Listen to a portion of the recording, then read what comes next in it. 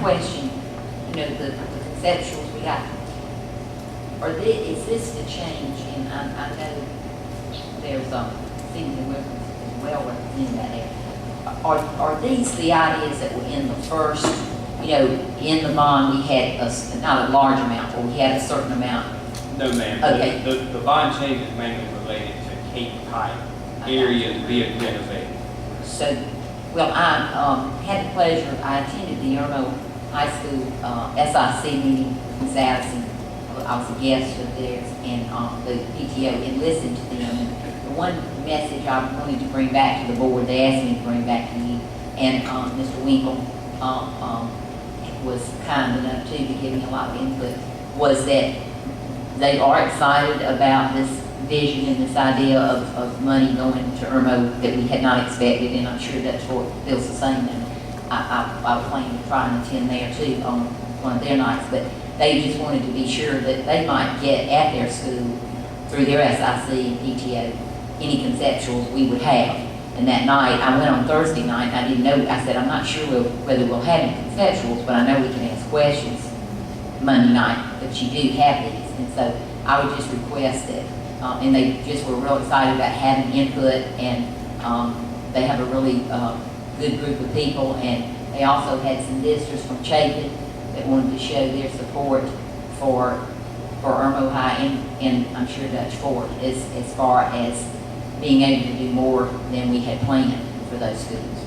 And I do appreciate Dr. Hefner's vision of realizing we have to make priorities. We have to set priorities with a set amount of money. And I'm very excited about hearing what you do want to do for especially Irmo is one of our oldest schools, and of these two. Dutch Fork has needs too. I'm not negating that, but I do wanted to give the message of putting conceptuals out through Mr. Winkle, and I'm sure also at Dutch Fork High. But I didn't know if tonight was a good place, Dr. Hefner, to share any of the ideas some of the SIC members brought to me, but I'll be, for sake of time, be glad to email them to you. And one thing I'll be very clear about is once we present these conceptuals to you this evening, our plan is that they go back to Irmo and Dutch Fork for people to take a look at them, review them, see where they are with it. This is certainly a preliminary step. Right. Improving both places. And I would say that Ms. Doran stressed how in the original plan, they were very worried about safety at Irmo High and about the entrance, and just, that was a major concern. So I did want to just bring these comments tonight, and I felt like the sooner I would share them with you, they can help as you move forward on ideas. Ms. Watson. Mr. Van, it's 9:30. Just wanted to see what you want to do. I know some of you saw me moving this table right now. I want to ask Dr. Hefner, I think what I'd like to do is, excuse Dr. Hefner, know that I watched the video. I don't want to ask you nothing. I would entertain a motion of the board to extend time. We've got a lot of people here. I'd like for it to be efficient. I'd like for us to have that correct question. Thank you. It's going to be sexual. What's the motion? I move that we extend the meeting for 15 more minutes. Second. Discussion on that? Well, only if we all have the opportunity to get our questions in. That would be acceptable. In one word I just said is efficient use of time. I want us to get through this week, a good start. But I would say to everybody at the table, make your questions precise and try to done. We've already passed the bond referendum, we're beyond that. So let's don't look for that point. I would say with all that chance, we're beyond that time. We got a motion, a second. Mr. White has a question. None voted. Okay. All in favor? That's unanimous, and I'd like to ask you about having please. And I will ask Dr. Fuller to represent me. I appreciate your understanding. I want to stay on good terms with my physician and my physical therapist. And your wife. your wife. And your wife, yeah. You got a bag of ice on that. Get your Diet Coke. See you tomorrow. We got a motion, so we pass it now. I want to piggyback on something.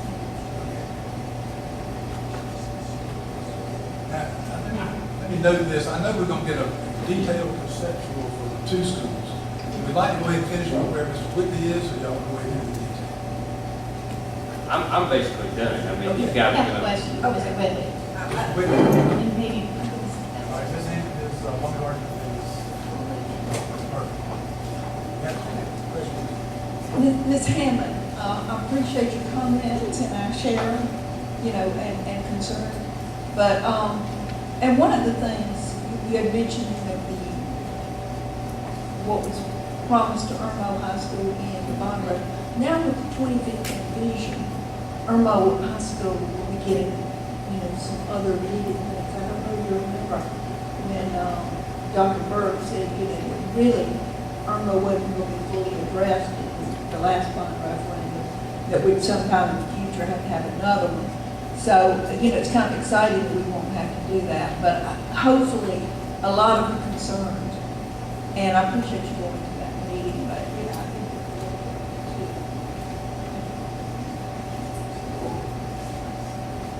Ms. They, Murphy? they can't even stay seated for the Yes, meeting. I would like to see us have some further discussion about this vision plan. Chapin High School, their master plan had an auditorium that has disappeared off the master plan. And I don't want to. Ms. Murphy, Excuse me, no. We're talking about Irma right now. I'm talking about Irmo right now. You're talking about Irma? Yes, I'm talking Okay, about keep it on Irmo. Irma. All right, I don't want to pit one cluster against the other.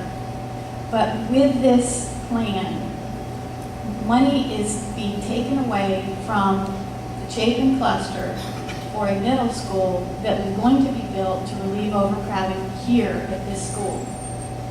And now it's going somewhere else. We have not had discussion on the justification of that change.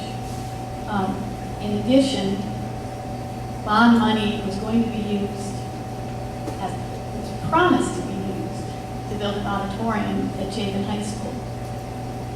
And it's off the master plan. So my question is, it's on the master plan at at Irmo High School.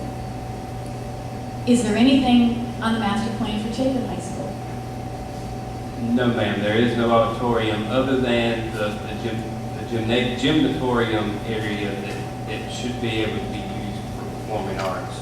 Now, from what I recall back in the original, there was a proposed future auditorium there that wasn't necessarily part of the referendum. You're right, but voters were assured that there would be money left over, so the auditorium would be there. But in any event, so there's nothing on the master plan for Chapin. I think Just what's being incorporated as part of the gymnatorium. that, and Mr. Whitley, from what I understand, that includes, we have special panels for sound, better sound, I don't know what they're called. But, we are planning to make sure that it is a good facility for Chapin. Correct. Stephen Wilkinson. And Luke is the guy that can answer that question. Okay. Mr. McCosker, would you like to answer that? So that's probably a better question to ask Dr. Hefner when he's back. Okay, Future auditorium. that's, Chapin, I don't think that's fair to ask Mr. Wood. no, that's true. I was thinking that she was referring to the gymnatorium that we have. Okay, Ms. Hammond, I'm sorry. Yes, you architects can tell me this best. When we were discussing the idea of Irma, some of the ideas, and it was an auditorium mentioned, and Mr. Winkle and his PTOSIC, they both talked about the need there for a theater, maybe more than but that's totally different, right? I need y'all, if you were talking about an auditorium and a theater, that's two different things, or can they be interchanged and used for the same thing? They're going to be able to show you. That's what I want to answer about. I couldn't tell from looking at this, and I'm sorry to say it.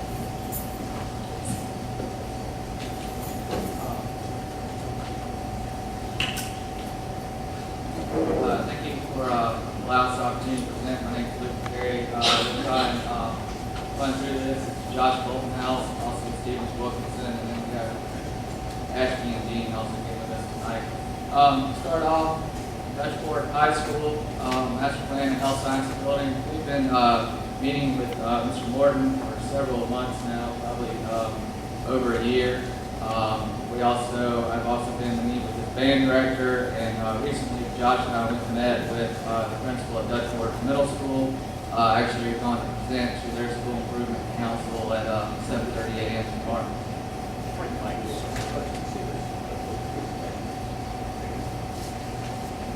Sorry about that.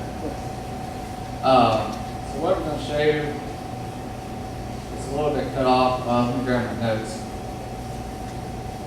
So what we've looked at as our program right now is that initially when we started this, we were looking at adding a health science / field house facility, handicap access.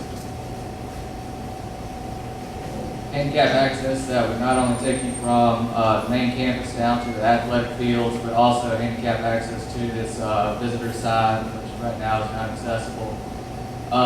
Looked at adding visitor side concessions and restrooms to go with the expanded seating that we've added. That was kind of a promise to the office school facilities. You have to have those support facilities. Looking at adding some more additional seating in that area. Artificial turf on the field will allow you to have more sports, also your band on the field. Fencing and ticket booth at the athletics area to kind of control that area, give people an idea of where they need to go, how they need to get there, and also control access to your sporting events. New stands and press box at the baseball stadium here. New support facilities for softball, baseball. It includes concessions, restrooms, storage. One of the things that really came out of the last meeting with the principal at Dutch Fork Middle and Mr. Morton was site circulation and traffic. There's a big problem right now with the middle school and the high school just kind of running into each other, and it's just a big traffic jam.